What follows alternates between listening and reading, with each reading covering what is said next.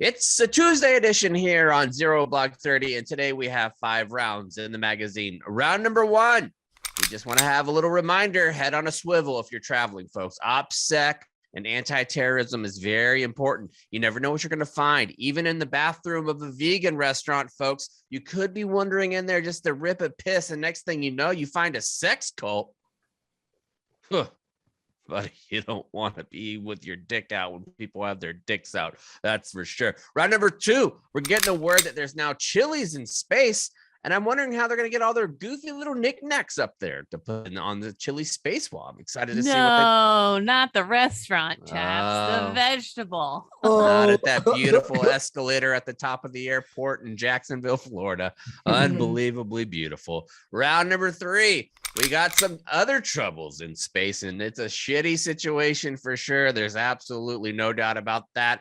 Round number 4, Kate sat down with an organization called the HunterSeven Foundation, where they go over some of the toxic exposures and cancer rates among those in the military. Some of these statistics are absolutely shocking. You're going to wait till you hear about this. This is a great organization doing great things. We encourage you to help them out if you can as well. We're in round number 5, Kate, as she has for the past 4 or 5 years, I guess. Oh, we're beatboxing. I didn't. Well, that's right, because I got a rap song. Yeah, for she's wrapped up all the different Veterans Day deals that you can get.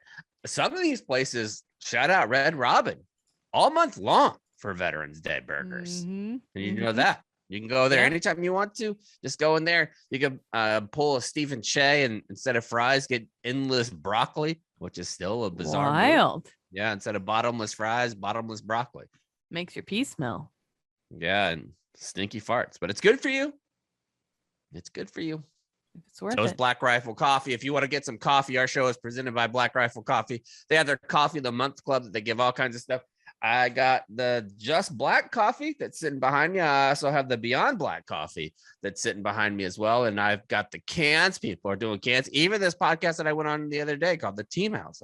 They were just drinking it up, not presented by Black Rifle or anything. They were just drinking up the cans, having the mocha. I told them, you got to go to use the promo code ZBT if you're going to buy that stuff. Like, you just got to do it. That's the only smart way to do it. Black Rifle Coffee, they've been brewing coffee for a while. They just got valued at $1.7 billion. I can't imagine starting something that ends successfully. Right? Like, what's that like? Like a business that's with a B, where I know for a fact if I start a business, best case scenario, I might be able to get by. Like, that's it. There's no shot that I develop any business that's ever going to make me rich. This show's not going to make me rich. My time at Barstool is not going to make me rich. It has made a lot of people rich. It will not do that for me. I can't imagine having $1.7 billion. That's a pretty good day when you open it up. And I'd be throwing coffee around left and right. I'd be making it rain. Coffee grounds. They're making it rain too. Make sure you go to blackriflecoffee.com/0. Use the promo code 0. You're going to get the freshest coffee in America sent straight to your door, which is a great deal. All right, let's get going with the show. We have a lot of stuff to talk about, but first we want to do a little recap of what it was like down in Philly. The squad got to go together down to Philly to check out the Warriors Classic with USA Hockey. Just a bunch of great folks that were down there and super nice to us. I got to say, in the games the games were good. They were better than the players were much better than I thought they were going to be. They were. It wasn't like your normal softball league, like where everybody's fat and just going around the bases making errors. These dudes were legit playing actual hockey. Like, it looked like real hockey players, and they were going little fisticuffs too. Yeah, there was a lot of scuffles. Yeah, there was a fist fight like every 2 minutes. But what I love about the league, they do say you get out of the military, you're looking for your squad or your group or some sort of new sense of camaraderie. But you're like, oh, well, ice hockey would be cool. It's because it's all veteran ice hockey teams. And if you have any disability rating whatsoever, you can join. There's 19 teams across the country now. But you're like, oh, shit, I don't ice skate. They will literally teach you how to skate. And men, there's women. There was women out in the ice kicking ass too. One of them was like featured player of the game in one of the games. But yeah, it's just super awesome. And I walked away from that. Like, I feel like sometimes veterans organizations, there's so many out there. And sometimes you're like, I get kind of anxious. I'm rambling, but like, I walked away from that feeling so good. Everybody I met and talked to was so wonderful and so good. I had done a video with them the year before, but I was really looking to get back down there, and it was just as awesome as I remembered. You had another connection with your Death Wish guy, right? Or Death Trap. Death Trap, a guy who knew the guy that I rode in the Marine Corps ball, a motorcycle. Death Trap was his name. But anyway, I just had such a good time catching up with people. Ed, shout out Ed from the Philly Warriors team. Just a ton of great people. So I don't know. I'm rambling, but that's how much of a good time I had. I had 2 glasses of wine. Yeah, mom's night out. You're getting wild. And if we didn't have to leave, you probably would have gotten rip-roaring drunk if I know you. Speaking of, the Philly team ended up winning the whole thing, and they were sending me DMs later on of drinking Pink Whitney straight out of the giant championship mug. So yeah, that team was really good. I mean, to Chaps' point, this isn't a beer league, hockey league. These teams are legit. And I couldn't believe we were talking to the one guy who said he had never, I just assumed everyone had played hockey at some level, whether, junior, growing up or like high school. There are a few guys that played in college, but then there's some guys, who just kind of picked it up because they like the sport and they learned how to do it. And as someone who has now played in a hockey game, playing hockey is extremely difficult. I know I'm not saying anything that's revolutionary, but doing anything on ice is extremely hard. So I was very impressed by the level of hockey being played, and it really was an enjoyable experience. And let me just say, the cheesesteak egg rolls at the reception afterwards, I think. What are we doing here? Why are we giving so many details? No one gives a fuck about this. I'm telling you, they do. Nobody gives. I saw it on the top of the sheet for Kate, and I was like, okay, but we're going in on 5 minutes. I fucking love those guys. No, we don't. No one cares about the cheesesteak rolls. No one cares. No, they don't. They don't care at all. If one person cares, I will be shocked that somebody cares about that. Please, someone listening to this, DM no one. Chaps, and if it is, it's just because Cons has made that plea. Otherwise, also, nobody would have been like, thank God for that information about the cheesesteak rolls. We're really glad that we got that. But that being said, huge week in the veteran community, Veterans Day going on. I'm excited. I'm going to California to be doing a little Marine Corps birthday ball goofing. First time I've ever done one where the Marines are wearing camis. I called my buddy, and it was kind of like going to a wedding, we're like, what are you gonna wear? What are you gonna wear? Well, he's wearing camis because he's still on active duty. What's the civilian equivalent? Because you have civilian equivalent like for service uniforms, that would be a suit and tie. Like that's the civilian equivalent. And then you have dress blues, which would be black tie equivalent, where you would wear a tuxedo. You know what's camis? What the contractors wear a pair of contractor khakis with boots. No, I'm not wearing fucking 5'11" pants. It's like you guys don't even know me. Like I'm gonna go like I look like an operator with a fucking rigger's belt on and shit. I did, however, order, but I'm very disappointed. I ordered a sweater with a bunch of cows on it. So I just got an email, not word. I got an email that it's not going to be here until Wednesday. So no, I got back to the drawing board. The cow sweater is not going to work out. Just sad. All right, let's move on to round number 1. Get to the actual stories of the day. This is a story where I would love it if it happened to one of us. It would just give us so much to talk about for weeks at a time. And it starts over in England. Oh, but before we start, did you see the CNO, the Chief of Naval Operations, put out a tweet today where he was talking to their equivalent for the Royal Navy? Sea Lord. First Sea Lord is their like chief person in the Navy. And it's actually pronounced. I love that. So Lord. No, I don't love that. That Lord, sounds anything Lord. No. I would say that it goes. Sea Lord sounds skeezy. I'd say Secretary of War is still probably the top title that you could have. Secretary of War is just so badass. I mean, introducing yourself, hey, I'm the Secretary of War. That's when America became pussified, honest to God. When we got rid of the Secretary of War and went defense, like Secretary of Defense. Oh, so we're never going to be offensive? Like there's time that we need to be offensive. Not being offensive is offensive. Sure. That was a nice little play on words there. Thank you. I love to use homophones. Yeah. Homophones is the best.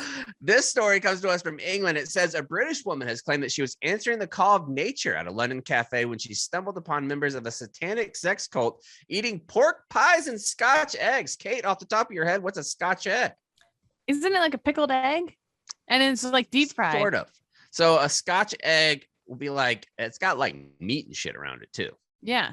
It's like an egg inside a chicken nugget.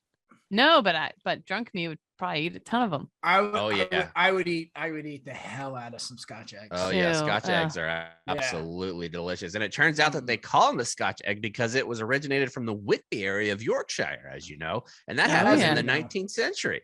They weren't originally covered in meat, but in a rich, creamy fish paste, which sounds absolutely disgusting, especially when you top it with panko crust. Nobody wants that. Panko crust is delicious. No, but not with fish sauce. I mean, that's basically like sushi eggs. I feel like the fish sauce kind of dissolves when you once you fry it, that you're not even tasting that fish sauce anymore.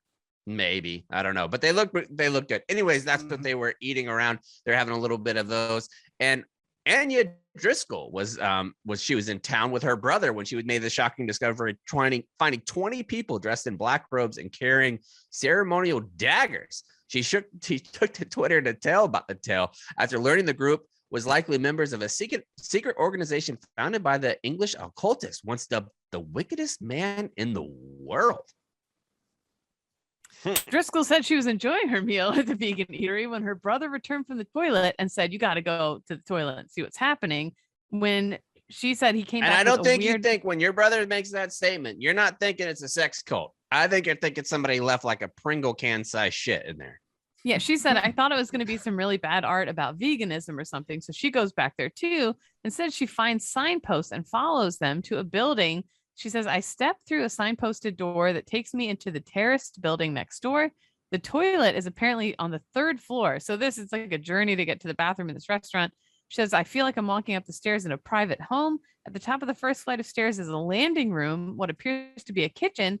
And on a table, a classic British buffet of Scotch eggs, breadsticks, and cheese is laid out. And the room is full. It's a party, except they are in floor-length black robes, have ceremonial daggers. They're making polite conversation, eating pork pies. It's like Eyes Wide Shut meets Keeping Up Appearances."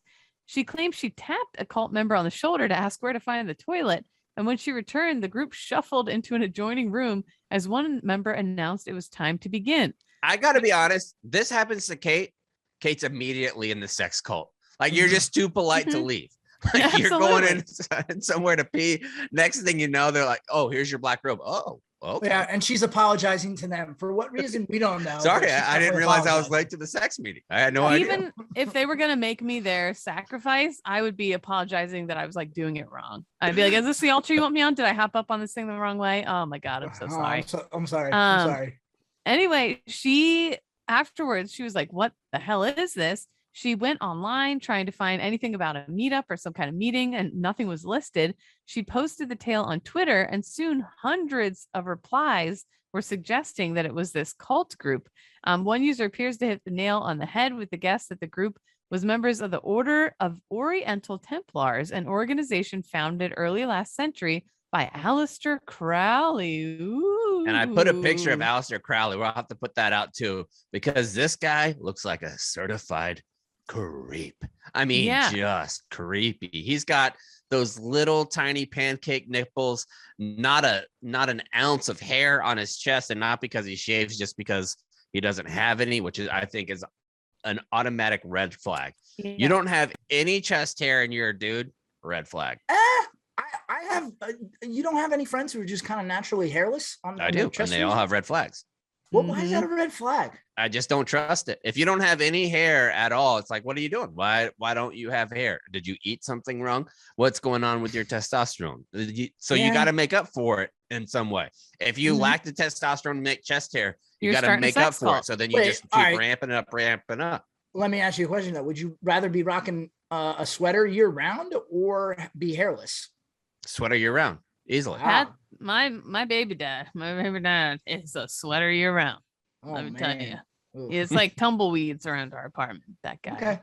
Okay. Anyway, I'm not worried about him sitting around in like this huge robe. He's got like this metal skull. It's just a complete. Can we stop for a second? Not like stop the show, but I got one of those things that they normally put into like a airplane bathroom, or into like an airport bathroom or gym, where it hangs up on the wall, and every like 18 minutes it sprays this. Oh yeah, scent. I know what you're talking about. Yeah, I got one in my office, and it is absolutely jarring whenever it goes off, but lovely at the same time. I got a clean linen scent down here, and instead of just smelling like basement or smelling like old office. Now it smells like I just am hanging out in the laundry room, basically. Yeah, that's a Lovely. professional. That's a professional That's move lovely. through and through, because basements, just in general, they tend to be a little bit more musty. A lot Musty, of people yeah. have to have Mhm. dehumidifiers in them. So I think this is a great idea. But I do agree, you could be head down working, and all of a sudden it'll Yep. scare you right out of your chair. So this dude, he's the guy that started it. He was basically in the Freemasons, which Freemasons, they do some wild shit anyway. He calls himself the B666, which was known to stage huge drug-fueled orgies and was accused of horrific acts committed in magic rituals. He even founded his own religion, the central creed of which is what thou wilt shall be the whole law. I don't know what that means, but there are celebrities and things like that. I do not think that is what you expect when you walk into a bathroom, but you got to be careful because, like I said, Where did you get this story? The Sun UK? oh, the mirror. No, of course, the Mirror. Okay. Oh, wait, now we're source shaming. I believe this story. I believe this woman was there to eat some vegan food, which was probably disgusting. I mean, how do we feel about vegan food overall? Bad? I like it. Do you? 'Cause I don't cook meat because I'll eat meat, but I just don't like touching it. Cons? I'm fine with it. Honestly, I think it's okay. I enjoy meat. But so I have I'm no not- desire when they're like, look, we made a whole turkey-sized turkey out of tofu. Get that out of my face. I know that doesn't taste as good. I know it doesn't taste the same. I don't like when veganism tries to taste like meatism. Exactly you just right. stick in your plant corner. I'll say this though, that I would never be vegan just because I like eggs too much. It's not even the meat portion. It's really the eggs for me. But I did vegetarian for like 6 months just to prove that I could. Yeah. And that wasn't that bad, but it gets so tiring going to a restaurant. Like, what we have? Oh, the eggplant parmesan, like again, or Yeah. I'll have a fucking salad again. You don't Yeah. want to do that stuff. That's definitely the worst part, is going out to eat and being the weirdo who has to eat, lettuce and just drink their ice cubes and shit because there's nothing on the menu for you. I would think that'd be the most annoying part. One of our friends is vegan and wants to bring like a tofu turkey to our house. Yeah, like, kick rocks. My God, I'll throw that thing in the trash as soon as it gets here. Wouldn't You can allow it. make your little broccoli casseroles. You can make your green bean casseroles and do all that, whatever. But you try to make a fake turkey, just embrace that you don't eat meat. Like, why do you have? That's what I don't understand about the vegan Good movement. point. That's a good point. Impossible burgers and shit like that. One, it gives you unbelievable diarrhea.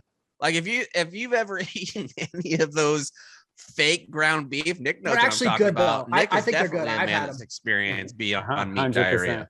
Yeah, I've had the Beyond Meat. I think it tastes good, but again, you've had the Beyond Meat diarrhea too, Cons? I don't know about the diarrhea portion, but I've had the Kate, Beyond Meat. where are you standing with the Beyond Meat diarrhea? I've never tried a Beyond Meat because, again, I have no interest in I just would rather get a salad. Like, I don't understand, but I get wanting to. I know you well fit enough to in know with that the you would squad. get Beyond Meat diarrhea. No, I had kale diarrhea recently. I didn't know that was a thing, but it is. It's so. designed to put you on the toilet. That's all I'll say. Yeah, It I is didn't know that. Designed to do that. It certainly did. Well, there you go. All right, let's move on to round number 2. Talking about a little bit of chilies in space. What do we got, Kate? Oh, the red hot chili peppers are going to space, man. Diarrhea in space. Just kidding. We're talking about the vegetable, not the restaurant or the band. Got your goose. So this comes to us from the Marine Corps Times. The final frontier just got a little bit spicier as the crew of the International Space Station harvested its first crop of chili peppers at the end of October. Friday feasting, tweeted astronaut Megan MacArthur. After the harvest, we got to taste red and green chili. Then we filled out surveys. Finally, because they have to do data on like everything they do. Finally, I made my best space tacos yet. Fajita beef, rehydrated tomatoes and artichokes, and hatch chili.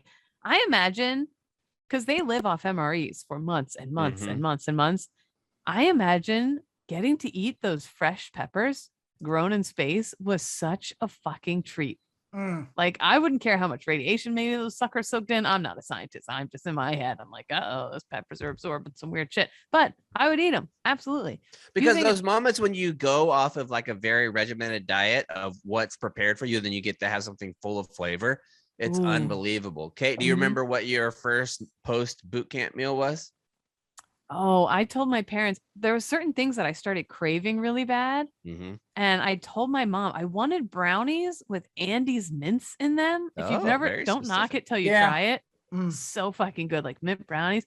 But the very first thing I ate, because you could go to the little commissary store, I got some sort of Ben and Jerry's Family ice Day. cream, and I ate the whole thing till I had, you guessed it, speaking of Diarrhea. diarrhea. Yeah. Yeah, it was definitely ice cream. Those moments after Family Day when people eat junk food for the first time, our drill instructors took all the toilet paper out of the head when we came back from Family Day. That seems mean. Oh yeah, they're known to do mean things. Mine that I wanted the most, all I thought about for weeks was having a Butterfinger and a Coke. I wanted a Butterfinger and a Coke so damn bad. So when you're out in space, I wonder what it does to your taste buds. Do you think you taste the same, or could space? It could go either way, where you either taste the same, you taste less, or I could even see taste more, kind of like when you fart in the shower and it like really opens up all your senses. Like I can see you smelling or eating in space and it being more flavorful too. I think so, because I think I have no scientific backing on what I'm about to say. Don't need it. Whatsoever. This is EBT. But Right. I have to imagine that gravity affects taste. If there's no gravity, there's just more flavor particles floating around. You know, it would be fantastic. Like Topo Chico or like LaCroix would be fantastic in space because the bubbles would be even more bubbly. You'd have to imagine. I have so many questions about space. I'm not going to get into them now, but man, oh man. But anyway, yeah, it was cool. They grow. Wait, give us one. Give us one question. One question. Okay, yeah. if I fart in space, okay, say I'm in a room, 5x5 room down here on Earth, and I fart in it, and there's like 3 other people in there, and I'm in a 5x5 room in space, and I fart, and there's 3 other people in there. Do farts still smell in space? Like, would the smell particles go around the room the same way that they would in a regular room? They absolutely would. I know this for a fact. Like it's like that old, if you have a DVD player plugged into a TV and you would have like the DVD thing that goes boom, boom, boom into all the corners and you're just waiting for it to get to the actual corner like they do on The Office. That's what fart particles do in space. Gravity on Earth keeps it down. So eventually all of it falls to the ground. You don't have that in space. It's just bouncing around. So the whole area gets farted up. I'm going to need DARPA to check in on that for me. Let me know. I feel like I just nailed that.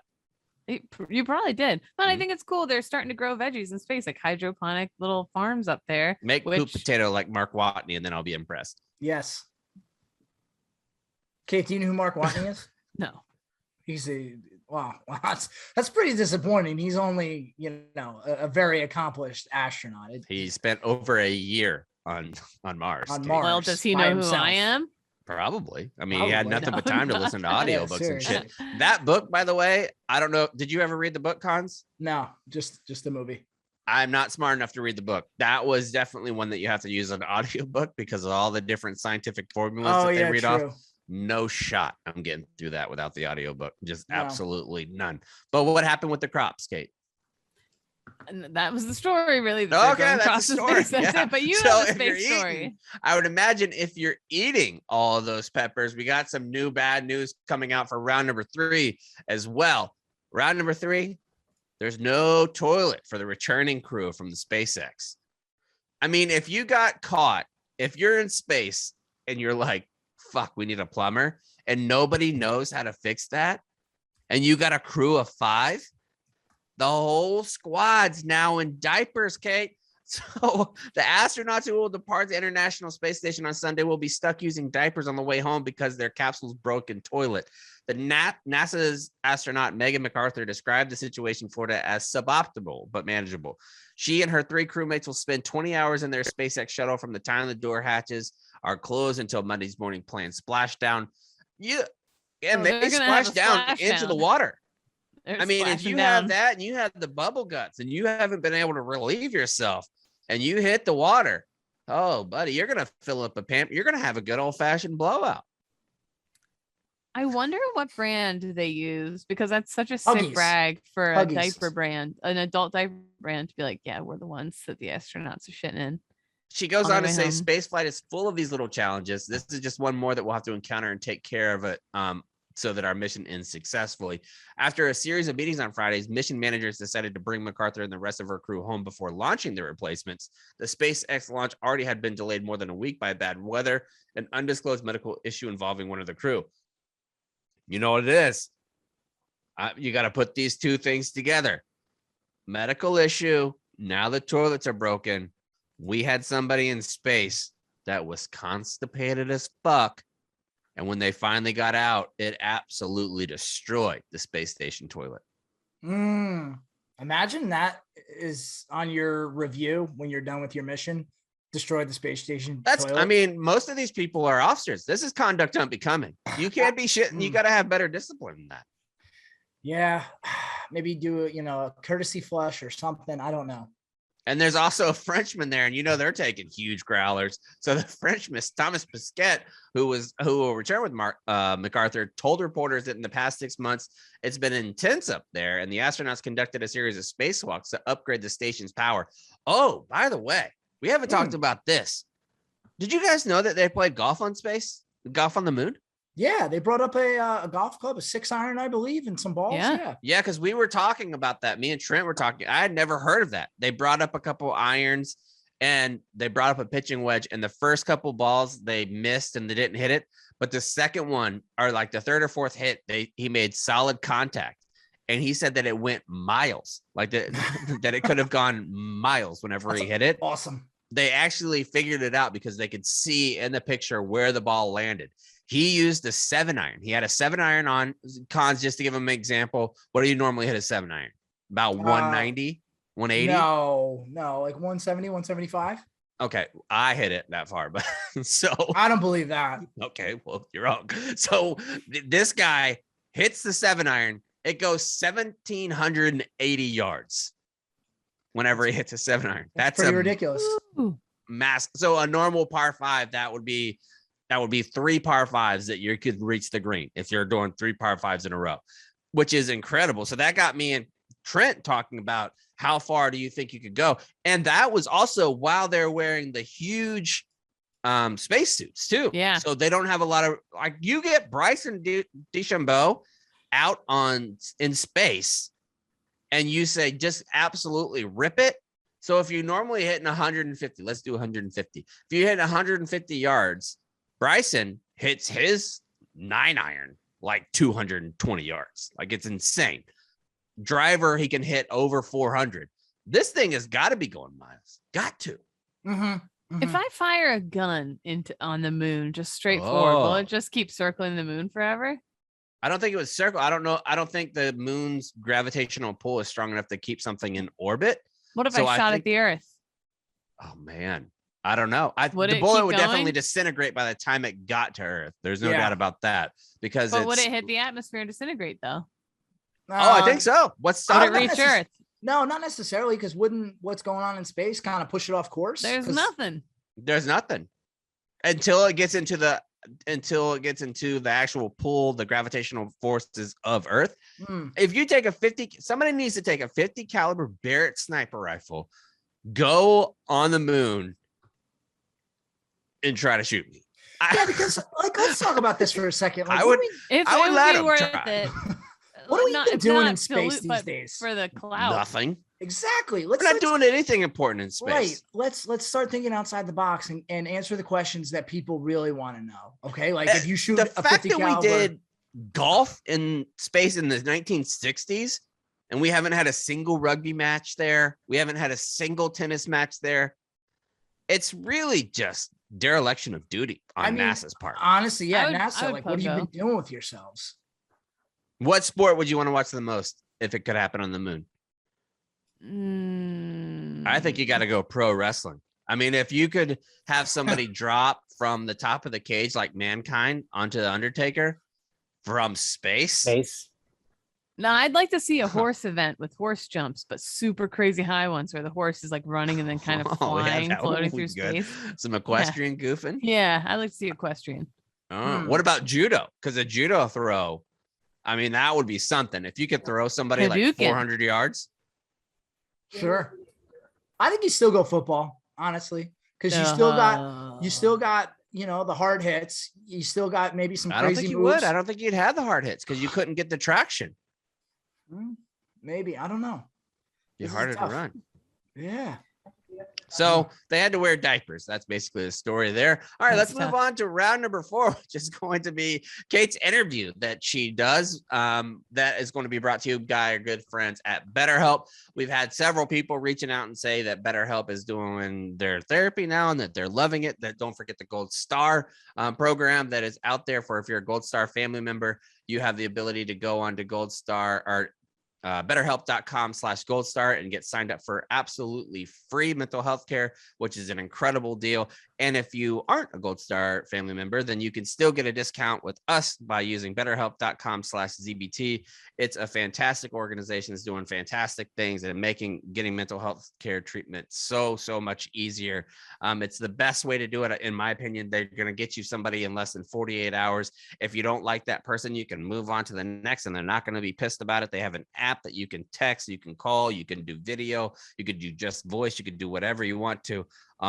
Basically, you can design your therapy the way that you want to do it just by going to betterhelp.com/0. You're going to get 10% off your first month at betterhelp.com/0. You're going to love it. You're going to get some therapy that you need. If you're anything like me, you need it a lot. I do it weekly and I really enjoy it. My wife does it weekly. Kate, I know you've used it. Cons, I'm not sure if you have used it directly, but it's great and it's super convenient, which I absolutely love. Let's move on to the interview. Here it is. Now on Zero Block 30, I'm joined by Chelsea Simone, former Army flight medic and now executive director of the HunterSeven Foundation, a clinical nurse researcher, and an ER nurse in Boston who, before we started recording, she could tell you a lot about buttholes and all sorts of crazy things she has seen. Also joined by Keith Dow, a fellow Army veteran, MP, Iraq veteran, and he owns the Dead Reckoning Collective, and he helps with care coordination with the HunterSeven Foundation. And to link this all in really quick, a few weeks ago, I was talking about, I had posted on the Zero Block 30 social media a thing about cancers from Camp Lejeune, and Marines saying, man, I thought I was the only one. It was a TikTok, this Marine saying, I have leukemia right now, I have cancer. And I believe it's because of the barracks here. And all of a sudden, the comment section blew up on our post of other veterans saying, I was there too, I have the same cancer as you. And people were putting the pieces together. And Chelsea, you reached out and you're like, yeah, this is scratching the surface. You know, I've been under a rock apparently, because this has been a huge problem for a long time. And the problem with Jon Stewart, that show also just had a great episode about toxic, the burn pits and this, that. So huge thing right now. You reached out to me and you said, it's funny you posted that because I had served with 3, 6, and 2, 9 in a FET team. And you said, you should see what they're dealing with because of the L Street Barracks and the 6th Marine Regiment. And I had no idea. I started Googling and my jaw dropped. So that's a quick intro of how this whole interview came to be. Chelsea, can you give me what is the HunterSeven Foundation and why is all this so important? Yeah. So when I saw that video, a bunch of people tagged our Instagram page and they were like, hey, look at this, look at this. And I was like, oh man, you know, and I started reading through the comments and I was like, yeah, all these people have cancer. And it's like, they don't really know what to do. And a lot of people don't assume that these younger people have cancer because of how young they are and how healthy they are. And so it kind of all started, I think it was like 6 or 7 years ago when 8 years ago when I met my fiance, now my husband.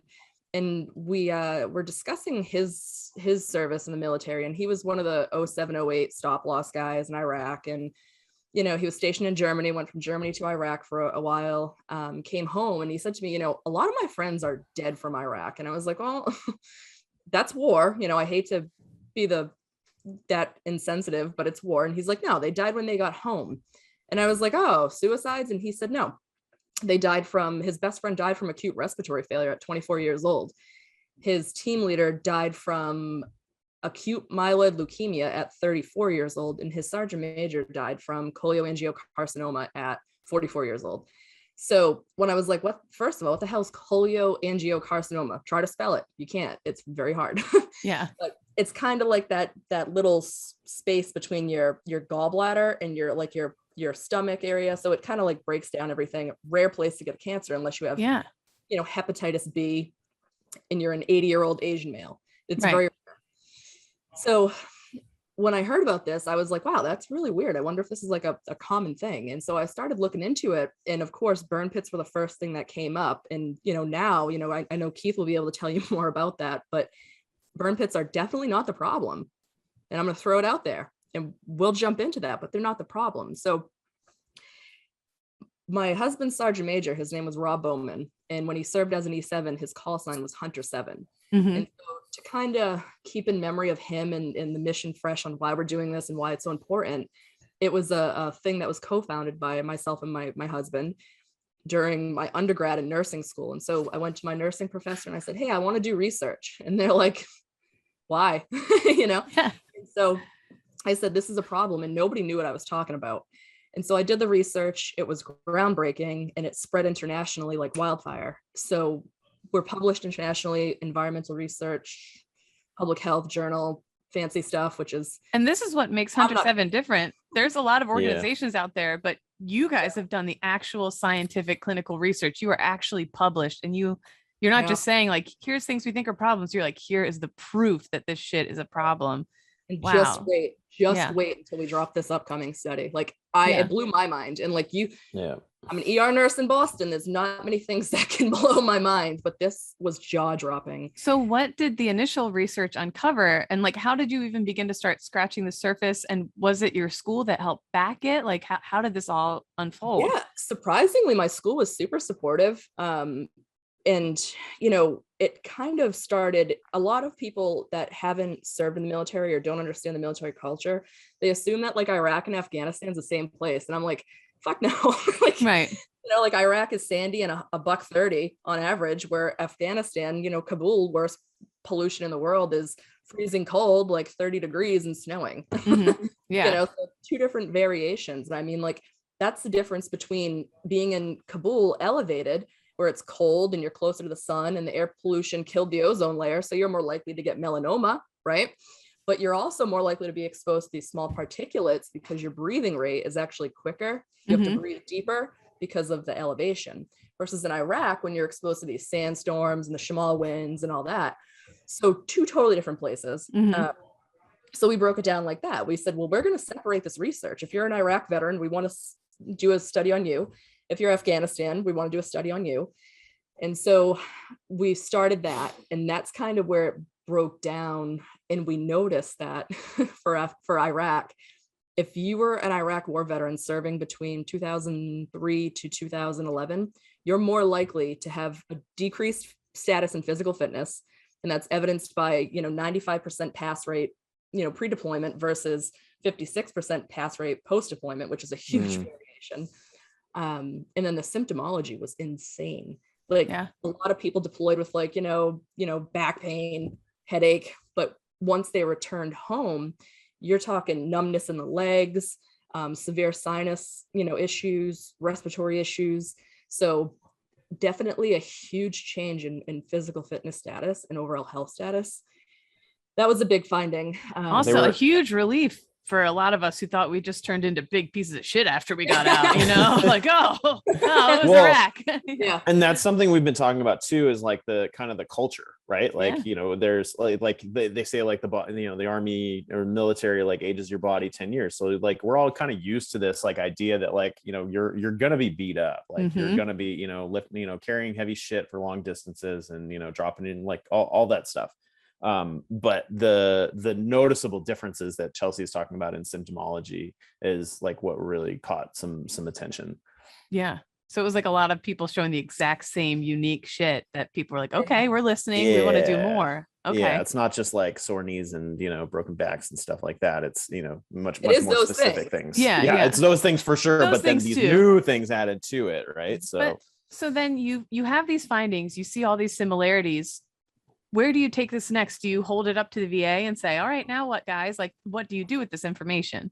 So that was one of the things when we looked at it. We looked at pre, during, and post deployment, and you could see the changes. Once you left the deployment area, you could see certain issues went down, and then some of them spiked and then went down when they returned home. And so with the findings, we're like, okay, a lot of people are fucked up, and we started seeing increases in rates in cancers. And so we're like, okay, the average age of somebody who gets cancer in America is in their 80s, right? As an ER nurse, I see it firsthand. I see a lot of cancer patients come in for, pain or what have you. But one thing we noticed is that our healthcare staff was extremely incompetent in understanding veteran related issues. Mhm. And I'm going to be extremely biased right now. And I say this as a female veteran to a female veteran. Mhm. If you came into my hospital, I would not assume you were a veteran. I wouldn't ask. I wouldn't. And I've made the same mistake. and I complain about it happening to me, and I've made the same mistake with other women. Yeah. It's you know, I look at somebody like Keith and I'm like, you know, he's probably a convict with his knuckle tattoos.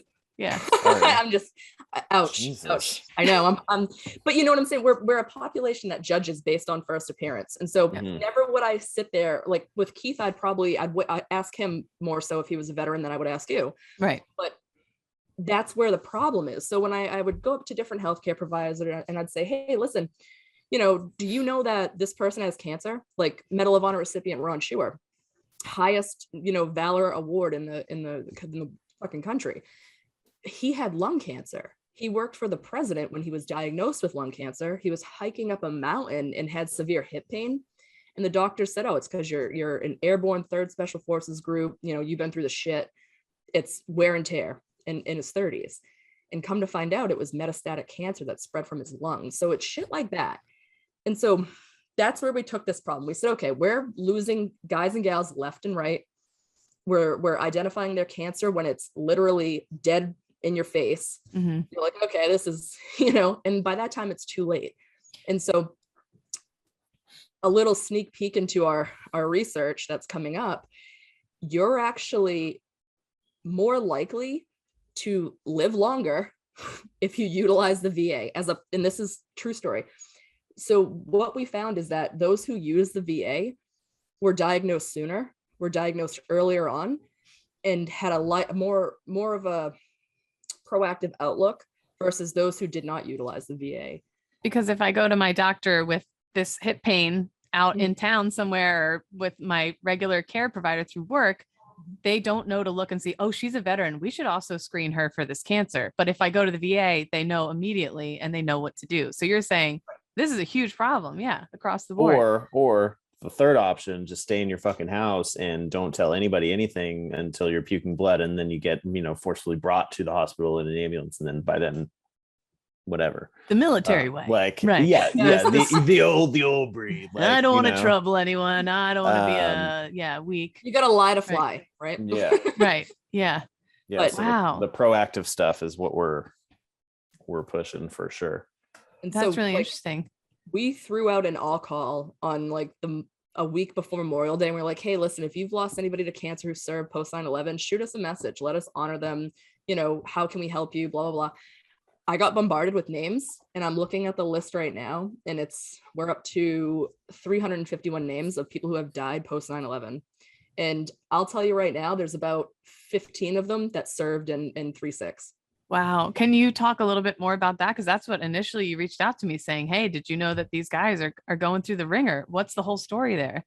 So I don't know what's up with 6th Marine Group, but like, you know, we had one guy who died from appendix cancer at 32 years old, 3-6. We had another one who died from a rare bile duct cancer, cholangiocarcinoma, actually earlier this year in May, and he was 30. These are all 3-6. We had another one who died, you know, one story I'll share because it definitely bothered me and I worked with the family is his name was Andrew Maxey, and he was didn't deploy. And this is why it really kind of hit me hard, was 24 years old. He went to his corpsman and said, hey, listen, I don't feel right. Something doesn't feel right. And they said, you're fine. Go rest, go lay down. You're fine. Because this guy was huge, you know, 0311, you know, just a big, healthy dude. And so finally it got to the point where he was so terrified that he went outside the base, outside of Lejeune. And immediately when he walked into that ER, they said, dude, you got lymphoma, 24 years old. And he died 2 days later. He fought it for a month. He fought it for a month. And it was so severe, he died 2 days before Christmas. That's what it was. And that was last year. Oh my God. And the thing with 6th Marines, it's Camp Lejeune, and it's an area that is known for having contaminated water. And here I was thinking, oh, that was in the past. They've taken care of it. And the TikTok that I saw was a young guy who had been stationed on Lejeune. They clearly haven't taken care of it, but they have these Marines drinking this water still. I mean, and that's why like it doesn't make sense. Like they say, oh, the water's fine, but like we just did a study that shows any Air Force base and any naval air station, you know, they're at risk for PFAS in their water, which is like the I don't know. It's a fancy chemical name, but it's called the forever chemical because you can't downgrade it. And it's an aircraft specific like fire extinguisher type thing. And so things like that, like, you know, Cherry Point, I'm sure MCAS Cherry Point's just as bad. And I was just reading articles where women in the military are like a certain percent way more likely to have breast cancer. People who work in aviation in the military, way more likely to have cancer, probably because of what you were talking about there and among other reasons. So this has, I mean, have way more people, what kind of attention has it been getting? Because this is making me, I'm like, I need to set a VA appointment and this is urgent. So this is why, and then like Keith will talk more about this because, you know, he was working on a piece about this, but like, this is why the whole thing, and like Jon Stewart, you know, I don't watch TV, so I didn't even know who he was at first. Yeah. You know, I do too much in my, you know, free life, but he talks about burn pits and that's not the problem, right? It's a problem. Yeah. It's one problem of like this huge multi-part problem with, you know, other issues that are, you know, have like a much more higher percentage of what we're dealing with. So it's just one tiny piece, but with the bigger picture, with it getting all of the attention, like it takes away from things like this, things like research on other stuff, things like, you know, actually fixing problems long term instead of just sweeping, you know, problems with the barracks and the water under the rug. And so statistically, we've seen a huge rate of cancers in special operators. Huge. Why do you think that is? Because you said with like the aviation, there's like this thing in the fuel. Why with special forces? So when you think about it, and you've been there, so you know this. So these soft guys aren't hanging around out on bases or fobs. I mean, they do, you know, and I'm sure they throw shit in burn pits or burn barrels, but they're out there kicking in doors, right? So they're kicking in doors, they're taking a frag grenade, they're throwing it in, they're exploding the shit out of this internally, right? And so you got to think about the housing structure in Iraq. There's asbestos everywhere. Like it's Iraq. You know, you have treated wood. So they go in there, you know, guns up, and they're starting to shoot, bang, bang, bang, bang. So you're exposed to cadmium, lead, asbestos, sulfur, just right there. Think about their op tempo and how often that they're deploying, and the lack of sleep, the lack of nutrition, you know, the lack of endocrine function, stress. The amount of stress, right? Your stress goes up, your cortisol goes up. When your cortisol goes up, your immune system decreases drastically. Right. So like buying a car and not changing the oil for 10 years. There you go. Yeah. There you go. And so like they are at like, well, some of these people, some of these names. And so, you know, another Camp Lejeune little tidbit, the guys from Dam Neck, these tier 1 operators are at a huge risk for brain cancer. Huge. Wow. I have the names right in front of me. And we work with SOCOM to fix this problem. They, you know, I mean, you're spending a lot of money to treat these guys, to train them. And, you know, they're like Lamborghinis that you're literally driving through the mud pit through the woods. Yeah. You know? I was more of a Geo Metro myself, an old crusty version. I'm like a 1994 Honda. Okay. So yeah. But this is why, so we're trying to find a proactive solution. And when I told you about aviation, I can tell you right now, like I sat on a landing strip and blew up over 2,000 pounds of C4 with JP8 and det cord and a 9-volt battery. No shit. While the 2-star general watched me. Yeah. And I didn't realize, you'll never feel anything like this before ever in your life. When that huge cloud of burnt JP8 jet fuel and C4 blew towards us, it took all the air out of my lungs, 100%. Didn't hurt, but I mean, you know, I'm sitting here with my inhaler, you know, now I have severe asthma, you know, and I have nodules on my lungs, and I never smoked a day before in my life. Yeah. That whole scenario with the burn pits and the burn pit legislation and the burn pit, it's bad, no doubt, but it's not the biggest problem. It's a problem, but not the biggest problem. And so by restricting the topic to burn pits, you kind of close out and give a false sense of hope to those people who weren't around burn pits, such as myself. Right. Because there's so much, right? There's so many other. Oh, but there's so many other cancers out there from the military that the military could give you. Let's not narrow it down to burn pit ones. A whole cornucopia of different delights that you could run into.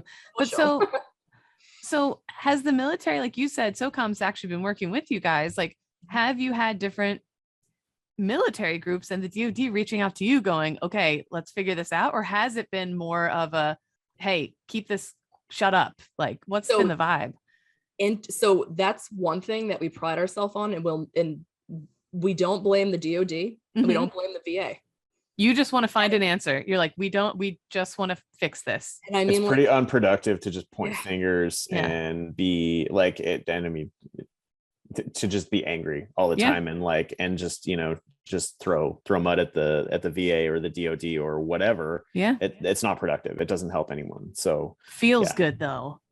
Oh yeah. Great. No. I mean, it's a great way to pass the time, right? But wow, so you guys are taking like the smart approach to this. Also not very military like. Yeah. Wow, what the hell? You're doing what makes the most sense to maximize. So okay, so just gunning for them doesn't help. So you're actively just holding out the olive branch saying like, hey, let's work together to figure this out. What are the next steps? Like, what does the future look like now? Are you in different projects with them? Like, so you were in the military, you know how it is. I was enlisted. So like when I went to my E7 one time and I was like, hey, I got this problem, and he flipped out on me and he was like, you didn't bring me a fucking solution. And I was like, isn't that your job? Like whatever. But I realize now, and holistically, our team is mostly prior enlisted, medical or social work, you name it. Do not present a problem without a potential solution. And it'd be better if you have 3 potential solutions. So that's what we do. So the biggest issue we see is people being diagnosed late stage, end stage. I see it in my practice. We don't check veteran status, we don't even think about it. And one thing that we can all relate to is that when you go to the hospital and you're like, hey, listen, I'm having severe shortness of breath right now, I'm going to say, you got COVID, get out. Right. If you have, discolored phlegm, I'm going to say, okay, well, here's some amoxicillin for your bacterial infection. Here's an inhaler, and here's some corticosteroids. I would never think lung cancer. Right. Why would I? Especially when someone's younger, especially. And healthy. Yep. Like, And healthy. Young, otherwise healthy. Like, why? Right. Why should that make, But I mean, like, do you know the percentage of post 9/11 veterans that utilize the VA? It's probably pretty bleak. Even I tout it. I tell people to, and I don't. Like, I need to. 23 to 27%. And so the VA's, I personally, I like the VA, but I'm also in an area where we have some of the best healthcare, period. Yeah. But only 23 to 27% of post 9/11 veterans utilize the VA. And now, as a nurse, I'm going to sit here on my high fucking horse, and I'm going to tell you, we are the most trusted profession. We have been for 30 years, and I'm very proud of that. I like to think I look at my patients individually, and I treat them individually and consider occupational health. And chief whistleblower, she worked under the Trump administration. She was the chief whistleblower for the VA undersecretary. Her name was Tammy Bonzato, and she's a Navy veteran, and she's a nurse, and she worked for the VA. She did a study, and I love this woman. She's amazing. She did a study that showed, she researched the percent of registered nurses in civilian practice that were competent to provide veteran-centric care. 4%. The most trusted profession in America is only 4% competent to provide veteran-centric care. Yikes. Yeah. So that's a problem. This is a sign for a lot of us. Go to the VA, do what you need to do to get set with your local VA and get regular care, get regular checkups.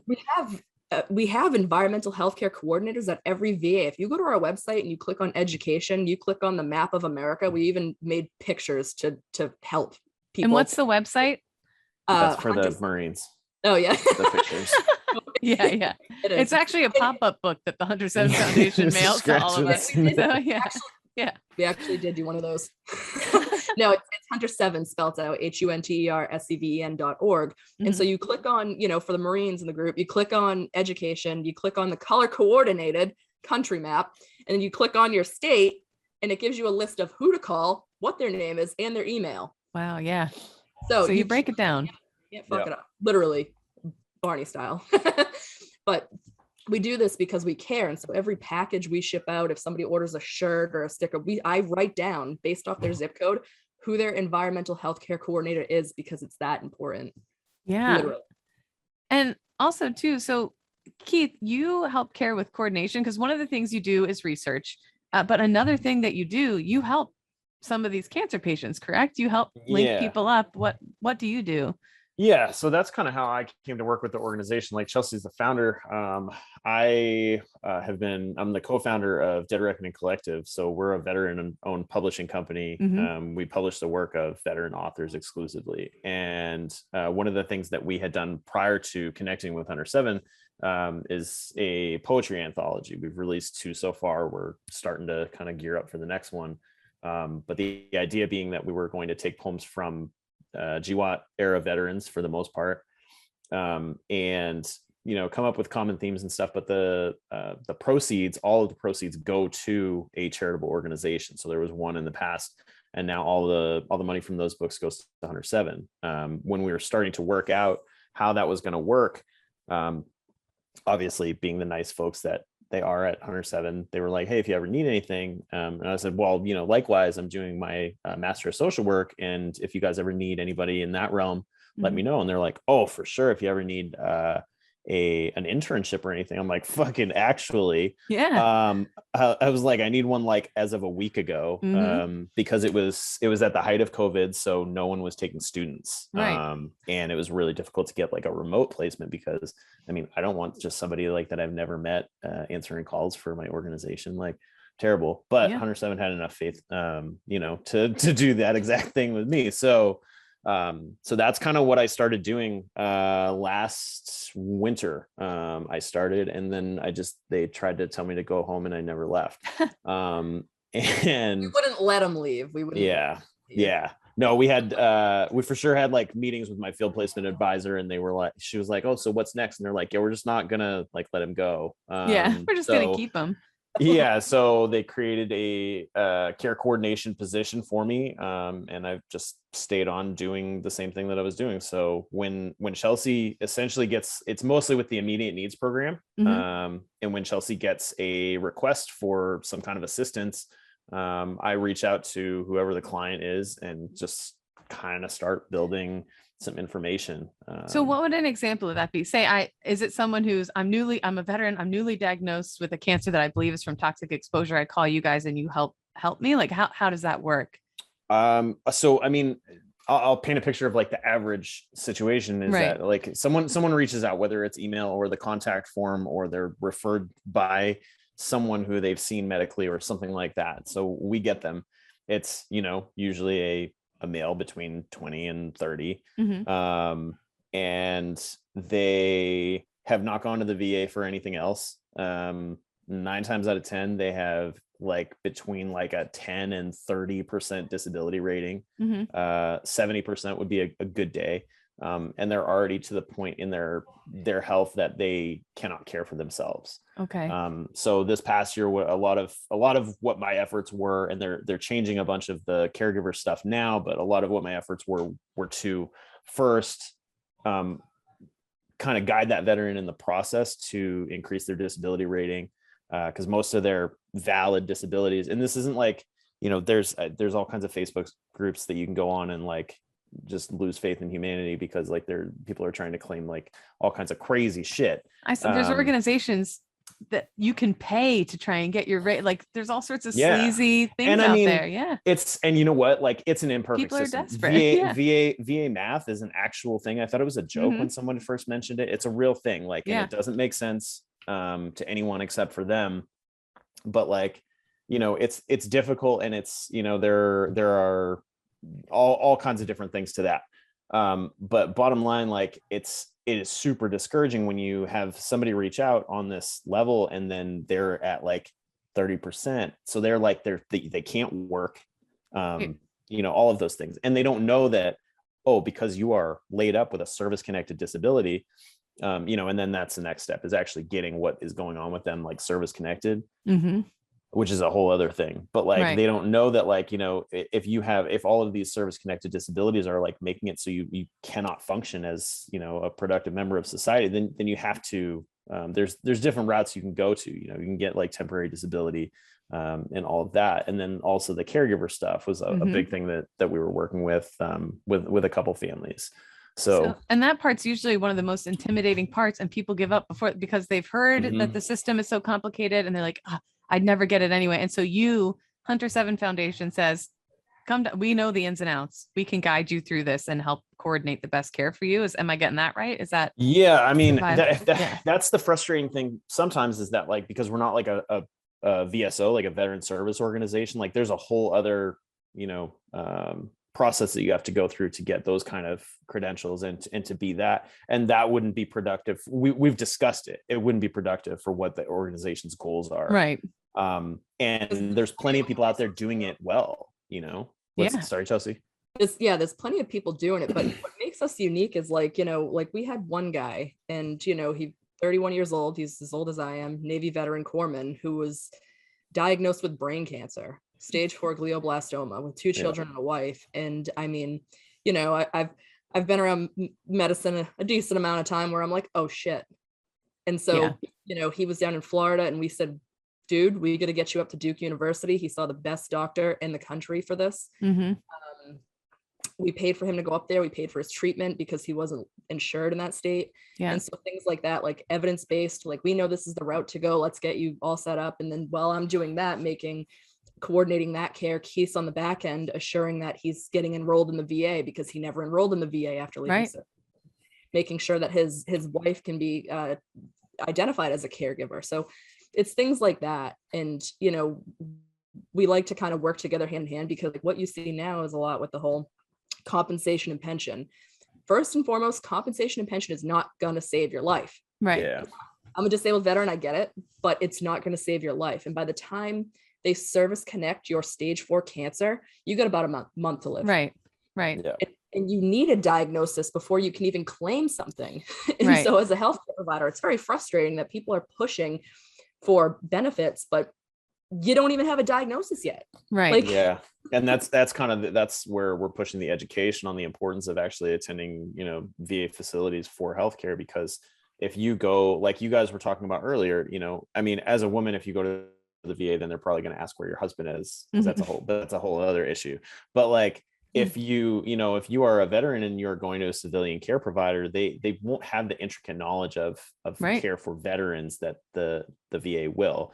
And I understand. I know 100 people off the top of my head with a bad taste in their mouth about getting care from the VA. And I understand why. And it's valid. They have valid experiences. They've had atrocious, encounters with staff at these VA hospitals, but it's also a huge organization, and not every single one is it, like there's so much good too. You hear about the bad more than the good, and there's so much good too. And so many people going above and beyond. And I think what you're saying is huge. It's news to me. I never would have put 2 and 2 together, that me going out to my regular doctor that I get through work, that he wouldn't think, or she wouldn't think to, oh, this person's been in the military, I should be checking them for some extra things here. I should be paying attention to what some of these other symptoms might mean. That never, ever would have occurred to me. So HunterSeven Foundation doing incredible work. When this research comes out, I'll be reading all of it. I'll give you a little, right? So in 2007 in the United States Army, the incidence for cancer was about 2,032 per 100,000, which doesn't seem like a lot, right? Compared to the same year of the American population of the same age cohort, 493. So that's 3 times higher. So it's undeniable. It's absolutely undeniable. And you guys are doing the research for it. You're coordinating care for people who are going through the ringer with it, and encouraging people to be proactive with their health with this. HunterSeven.org. Check them out. They will, you break it down Barney style for those Marines out there for where to go, what to do. Is there anything else that you can think of? Keith, understand your exposures. Thank you. Thank you both so much. This was so eye-opening, and I will probably have you back on if you don't mind after the report comes out. Yeah, for sure. Thanks so much, Kate. Yeah, it was awesome having them on.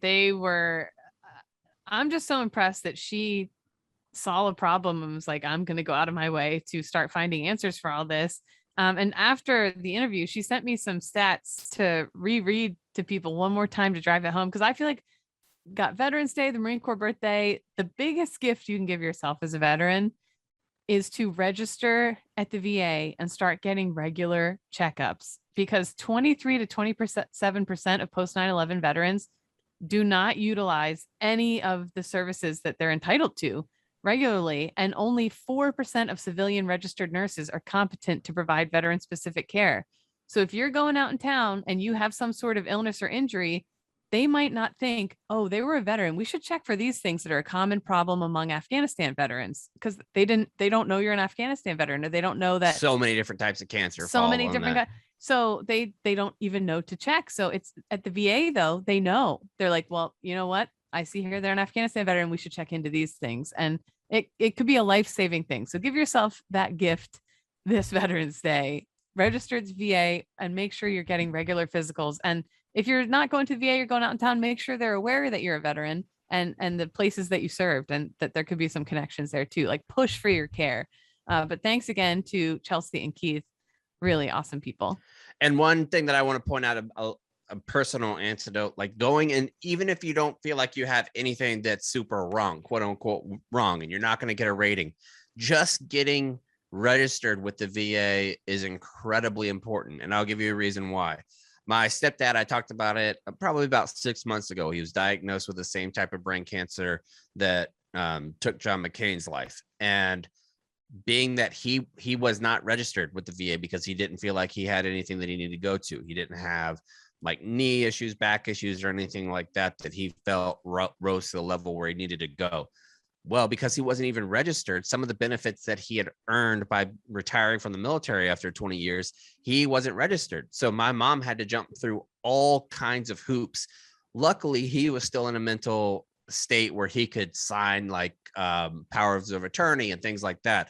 But if he wasn't, and there's been cases like my actual dad, like where he had a stroke, could not communicate, could not give consent, could not give any of those things. He also wasn't registered with the VA. So having to go through and figure out all these different ways when it would have been so much easier, even if you're not doing it for yourself, even if it's not about you and you're like, this isn't about me, do it for your family members who are going to look after your end of life care or prolonged life care and things like that. They are going to need some help. Make it easier on them to help you out whenever you go. It doesn't even have to be about you specifically. It should be, but it doesn't even have to be. It could be about your family members and want to make things easier for them too. So we encourage you to just go get registered. It takes nothing to do it. And if you look at the stats, I mean, she sent me some crazy stats. It is so worth it. I also love that they're not out to shit on the VA. They're like, nope, we want to partner with whoever we can to help veterans, and that's it. And finally, shout out Black Rifle Coffee funded a ton of this research, and I'm interested to see what the next report that's coming out. She said it's going to be a doozy. So, and they're also going to start. My wife and her organization are having conversations with them as well about all the different types of oral cancers and mouth cancers that you can get. And because I mean, we all know that this community is not light on tobacco use. No, so, I love a heater, man. I do. Love packing a little fat lip every now and then. But if you want to get a discount, maybe in round number 5, Kate could tell you how. What do we got, Kate? I'm nervous. All right. Are you guys ready? All right. Yeah, no, wait, hold on. Number 1, I looked at this. This is long. So cool. Good for you. Best of luck. Number 2, is this going to be wrapped to any song that we already know, the same beat? No, I'll tell you, actually, each part of this rap song has a totally different cadence than the sentence before it. There's no rhyme or reason to it, so I'm going to struggle. But I encourage you all to listen, because it'll tell you where to get your freebies this Veterans Day and your discounts, your freebies and your diskies. Okay? Take it away. Oh, you know what time it is. It's Veterans Day. It's Veterans Day. So you know I'm here to tell you what you got for free, okay? Just don't forget your mill ID, you heard? Especially if you're a woman, because they won't believe you served. Applebee's, Bob Evans, and BJ's Brewhouse are passing out free entrees to taste in your mouth. At 7-Eleven, a big gulp or a coffee cup. At Bubba Gump Shrimp, 20% off. That's what's up. Are you poor in Maryland and so bored you could cusses? Well, the Maryland Transit Authority will let you ride their buses. Free bus rides that day in Maryland. What a treat for veterans. Oh. Looking for a rug for the apartment you rent. Bed Bath & Beyond is giving 25%. And what is this? The Crayola Museum is giving free bronze level annual passes, so you can go see them. I thought that was a stupid Marines eat crayon stroke, but it's not. Anyways, free oil change at Jiffy Lube, but only Utah, Idaho, and Tulsa. You thought, THOT, thought, you dumb thought. 20% off of a love sack if you want to lounge around. 35% off of Caesar's Hotels if you want to hide from your spouse. Free car wash at Hoffman's up in Kingston, New York. Free blowjobs at the Sausage Castle, unless you're a scaredy cat dork. Even SeaWorld tickets are there to grab for you if you're a selfish shellfish who doesn't care about Shamu. Am I right? Mm-hmm. You know, I could go on and on, especially when it comes to chow. Grand slams at Denny's, love from Golden Corral. But I'll end my song for the sake of time with one final message. It's not about the dime or the dollar or any money you save. It's the land of the free because of the brave. But in case they do forget, remember to shout instead of fret. I'm a military member at the counter being disrespected. Supervisor! Well Happy done, Veterans Kate. Day. Wow. Thank Well you. done, Kate. Wow. Do you guys have any veteran-specific places that you go for Veterans Day? No. I never have, but I'm definitely the type who would. I just don't want to wait in the lines. I've always been the kind of person who I'd rather pay $20 than wait in a line. And tip, you pieces of shit. Like Yeah, that's what tips, goddamn it. That's what I hate when we get stories of Applebee's giving for free, and you hear these poor waiters or waitresses being like, and they don't tip. Just tip. You're getting it for free. I think a good move, if you can afford it, is pay for what the actual price of the meal is going to be and give that to the waiter. Do a little bit of, here you go, pal. Here you go. You can have some money too. Everybody's winning on Veterans Day. All right, let's move on to Save Rounds and Alibis, which today is going to be presented by our good friends at Rocky Boots. Rocky Boots has changed in the way that I'm doing construction because they have steel toe boots that are keeping my little feetsies good. And I got to be honest, I love them. Some boots. Yep. Have you guys ever wear cowboy boots? Cowboy boot wearers? So I wore cowboy boots sophomore year of high school when I was in the school musical playing a cowboy. Oh, okay. So no, then. And we're wearing cowboy boots. One of the worst parts is on your outside of your calf, like on your leg, the outside of your calf, you'll have the cowboy boot crest that like kind of, if you wear them for a while and you don't get used to it, it'll give you like a legit blister and the way that it moves around. Rocky Boots doesn't. There's usually this little tab on the inside of cowboy boots. I guess it's to pull it up, like pull it instead of bootstraps. Like that's what it actually is, bootstraps. They don't have that little part. So it doesn't actually do it. It's one of the only, I have a shit ton of cowboy boots. The only ones that I don't have to wear super high socks with so that I don't fuck up my legs. Yeah. It might not happen for people that don't have little bitch legs like me, but that's okay. I would still get them, and you can get them for 25% off because Rocky Boots builds boots for both men and women who serve and protect the country. They have any type of, if you're a worker, you can find working boots there, no matter what you do. If you're blue collar, like our guy, Jerry, then you can wear those too. If you need to go out doing construction, if you're a nurse, if you're a doctor, if you're a cop, if you're a firefighter, even volunteer, Kate, you could still wear these boots and be totally fine. Go to rockyboots.com into the promo code ZBT and you're gonna get 25% off your next purchase, which is a great deal. We'll do a little save rounds and alibis. Nick, we'll start with you.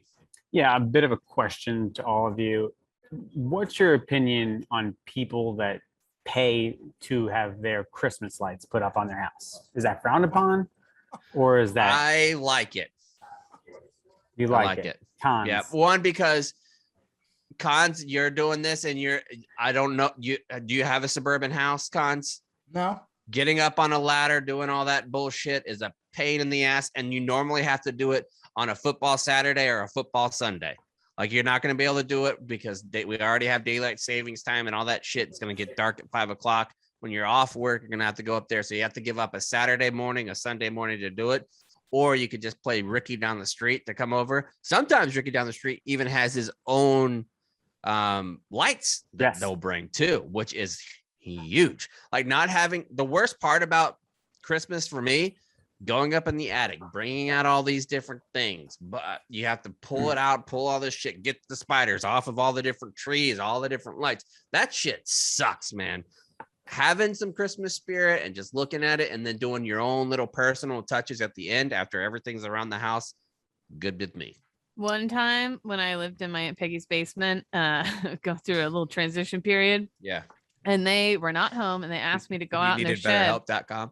BetterHelp.com. But I was the one who, because he had thrown his back out and she couldn't get up and down like the stairs and carry heavy boxes at the time.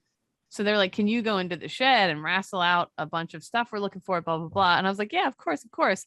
And I told them over the phone I would do it. And then I went outside and I smoked a cigarette instead. And I was like, I couldn't find the stuff you guys were looking for. And then they're like, we know you didn't look because we have cameras all over outside the house. And I was like, oh. Anyway, thanks for letting me live in your basement. So that's a fun story about being a piece of shit. I'm just not a big fan of paying people to do things for you. Even if, certainly if you can afford it, it doesn't even matter to me. I think you should just do things around your house yourself within reason, certainly. And I think this falls within that realm of things you should do yourself, along with, maintenance of your yard. And then, if you have a pool, certain things with the pool. I'm not a believer of paying people to do things I can do myself. I would say I'm a huge believer in paying people to do things. I pay for literally everything. I do absolutely nothing. Because here's the thing too. So many people fall off ladders every year, putting up fucking Christmas lights and shit. Yeah, Leave think it about to the safety pros. funds. Leave it to the damn pros. Also, one of my dream jobs here in New York City, the Upper East Side where all the rich people live, they pay people to decorate the inside of their homes too. To be able to go into a Christmas store with a blank check, buy up everything, and then decorate someone else's mansion for Christmas. What a treat. What a cool job. Fun. That's absolutely what a sick fun. job. Sure. Yeah, I think the inside is a little bit different because especially when you have kids, because there's certain like personal notes that I think need to go up. Like I would not want somebody else to put up our Christmas tree. I definitely would not want that. But the outside in lights a mansion is just when so you have different. like the big staircases and all that shit, like garlands and all that. Yeah, shit lights and things on the inside, I think I would be fine with. But the actual Christmas tree, that's something you got to do with your family. You can't hire out the Christmas tree.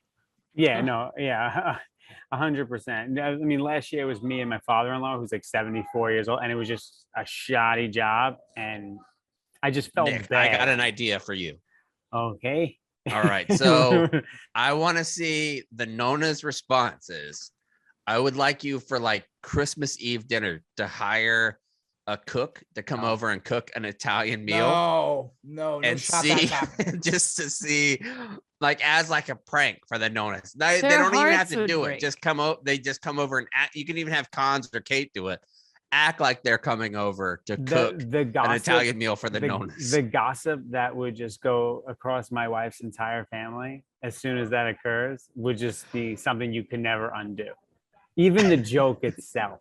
Would they renounce you? It would be big time turmoil. I mean, like where my mother-in-law would be like, Nikki, you don't have to do that, Nick, I mean, confirm. I mean, the Christmas Eve, the Seven Fishes is a sacred night for the Italians. I hate it though now because they make me stay up till midnight and they won't open anything and I just want to go to sleep. It's a thing. And then, you're a New Year's Eve midnight opener? I'm not. My wife's family is. So I'm forced to sit there and listen. They're not the most energetic people. We're talking, off the boat people. They're just I'm in silence for like 5 hours up until it's midnight. Hey, both of you, were your families open up one gift on New Year's Eve, or did you have to wait till Christmas morning for everything? My mom and I had our gifts exchanged and opened by the end of October. Usually, I am not kidding when I tell you. What? I swear to God, on my whole family's graves. Guess what we just did? That's a lot of graves, Kate. I know how big. I know. So this is serious. Guess what we just did this past Saturday? Christmas exchange. My mom and dad came up. They brought all the baby's Christmas presents, and we sat in the living room. We opened all his Christmas presents up. Why? And this was from the time I was in high school. I wish I never brought this up. This is from the time I was in high school. My mom would buy me a gift in like September, and then she'd be like, "Hey, you look in the closet lately?" I'd be like, is my gift in there? And I'd run in and be like, ah. So I But would then know weren't you sad on like actual Christmas Day? Yeah. a little bit, but we kept the snacks rolling, you know? We No, kept the excuse snacks me, rolling. Mr. No, this is terrible. Excuse me, I mean, Mr. and Mrs. I can Mannion. abide a lot of this is things. terrible. We're gonna have some talk with Joe. When I was don't a know kid, what's I'm going on sorry. here. When I was a kid, yes, it was Christmas, but once I was probably in like 10th grade, from then on, I knew what I was getting in like September, October, and vice versa. I would tell to this day, I'll buy. I something can't for believe them. you're telling this story just mere weeks after Right. Virginia was already upset about your cooking comments. I know, Seriously. I know. This is, But yeah, this is we not opened. okay. They You're gonna wrapped them get in shunned Christmas by wrap. telling your family secrets on the pod. Listen, We here's the unwrapped thing. all. Yeah. Christmas is obviously so much more about other things besides gifts. Like I think gifts, especially as you get older, you realize that's not important. But nevertheless, celebrating Christmas in October, An abomination to the Lord. some would Yeah. say. God, how do you? I think can't Jesus remember the last thinks Christmas about day this? where I opened presents. I cannot remember. It's been like over a decade. Wow. Easily. Wow. Yeah. That's not okay. Yeah. Mm-mm. I just don't give a shit about. I just don't care anymore. I It's actually, like because that. I went to Lowe's and Home Depot today because I found out that they were having their Black Friday deals already. So I Yeah. went there today, and Home Depot had just this huge Christmas displays of all kinds of stuff. And I went by and I was like, you know what? I'm ready for the Christmas spirit. I haven't been No. ready for the Christmas spirit in a long time. I feel like this year, I'm not ready yet. I Oh, still okay. have All to right, get good. closer, Okay. but I can feel it like building up in me. And it's come, and it hasn't happened in a long time where I've been in a Christmassy mood. Oh, This year I might make fucking cookies. I just always might go make all out. cookies. dude, Do you guys do you're- the lawn pluffers or What? no? What's that? What's that? You know, the big blow up things people put in their yard. No. Oh yeah, we have a couple. Yeah, we have Santa. That's tacky. Disgracia. that's That's trashy. tacky. Or That's I am very trash. That makes Why, you don't come at me in my cult. I'm from Makes you Florida. trash. What do you mean? Okay, of that's course fair. I'm trash. Yeah, that's true. I use Jacksonville as the city. I'm actually from Green Cove Springs. You cannot. You Now, won't out. chaps, What? I am I'm with you though on the Christmas spirit this year, and I'm excited that you are tentatively planning on coming up in December for our company Christmas party. Because Not only that, wifey might come too. oh yeah, you're gonna bring Ooh. Elise, which is fantastic. There's honestly nothing better and puts me in a better mood than New York City in December. It really is just special. No, don't you say true. You're opening Christmas presents. Yeah, this you don't week. get to say You true, don't get Kate. to. Yeah, You but don't I get to. excuse me. I walk around the Macy's every year. I She love does the do vibe. that. Yeah. Okay, well then, I you love need the to start a vibe. new tradition with your Oh. family. Hey, we don't do Christmas until Well, my December baby already 25th. opened his present, so it's too late. Kate, I'm about to give you an opportunity that I know you're gonna love. What? Annalise has only been to New York once, and it was only for like a day. And she was I'm like, in. "Well, what?" She was like, "What should we do?" Oh my I didn't God. think about it at the time. Kate, you want to build the itinerary Yes, of what the I'll most stay out of your Christmas things hair. we should do in New York? I'll All right, stay you out need of to your be hair, but I'll careful send though, you because step there are by super step. Christmassy stuff that can get a little daunting with how big the crowds can get. You think I'm a fucking amateur cons? I will have Oh, that. yeah. I don't in know, mind. Kate. You open Christmas presents in October. Everything I thought about you is Which means completely out I'm the window. distanced enough from the heart of It's it. if it's for the crowds, it makes sense that she has her own little personal Crisco- Macy's Day so parade actually, in like yes. September. So a little known fact, Kate actually just gets word where the Rockefeller tree is being cut down from and goes and looks at it in October. She doesn't I wait did. until- Do you remember that when I did that the other year? I don't like- think I saw last night there was this TV show going on about Kansas City. There's something happened in Kansas City, and they were talking about the great things that go on in Kansas City. And one of them was the mayor's tree.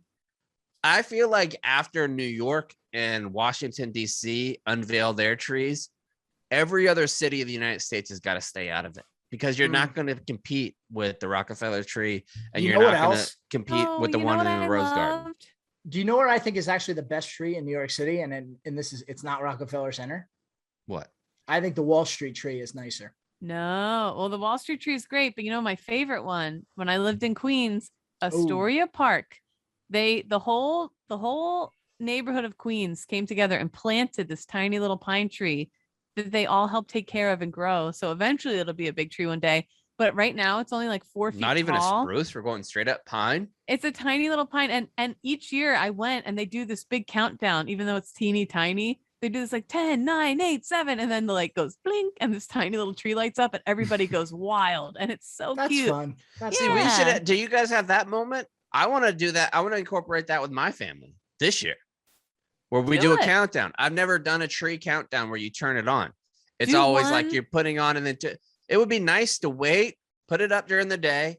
Everybody has to wait. It's Yeah. pitch black, and then we do 10, 9, 8. That would be something. That's a You great didn't idea. do that as kids? My dad No. would go all out covering our yard in lights, and then we'd all go out in the yard at night and he Jitter's would full. light them.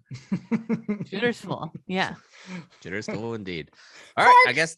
Is your house on fire? All right, we'll see you guys on Friday.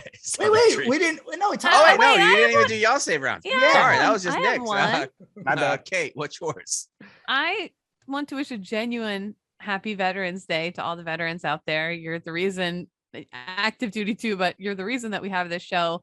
And again, Friday was just a good reminder of how amazing the veteran community is and how many amazing veterans there are out there.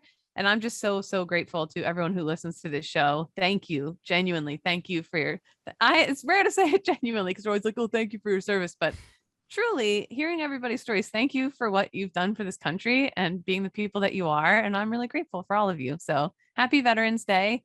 Treat yourself good today. Go do something you love. Be kind to somebody. And I love you all, truly. So thank you.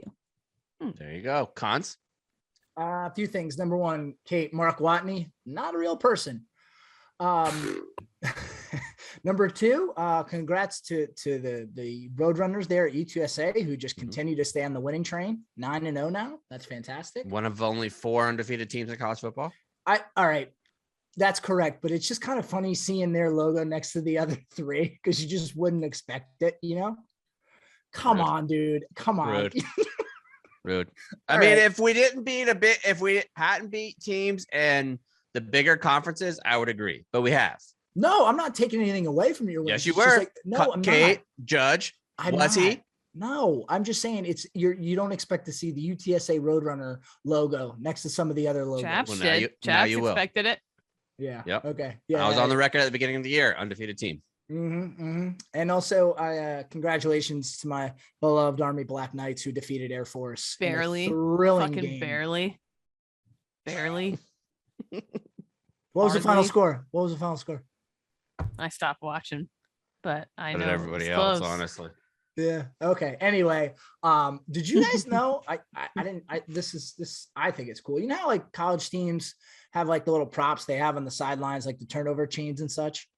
Did you know Army has a turnover broad axe, and the offensive line they carry around a broadsword. They take the field with a broadsword. I don't know. I thought that was pretty cool to have those two. Well, weapons last on the time that sideline. happened, we did it in Jacksonville when old fucking Jack Del Rio was the coach, and the punter damn near cut his foot off with an axe. So you Yeah, gotta be careful.